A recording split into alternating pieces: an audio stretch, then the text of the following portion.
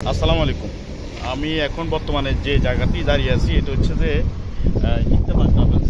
ইত্তেফাক ট্রাভেলসে একটা ঈদের যারা দেশে যেতে পারেন নাই, কোরবানি ঈদে দেশে যাওয়ার জন্য চাচ্ছেন, যাওয়া আসা একটা টিকিট পাবেন। আমি রেটটা আপনাদের দিচ্ছি, একটু অপেক্ষা করেন ভাই। দেখেন তো যাওয়া আসা টিকিটের রেটটা কত। যারা ঈদে দেশে যেতে পারে নাই, কোরবানি ঈদে দেশে যাবে, তাদের জন্য একটা রেট দেন।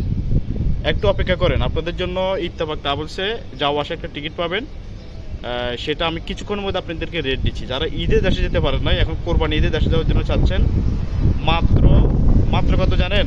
মাত্র 1490 দিরহাম দিয়ে, 1490 দিরহাম দিয়ে পাবেন যাওয়া আসা টিকিট। এটা পাবেন শুধুমাত্র ইত্তেফাক ট্রাভেলসে।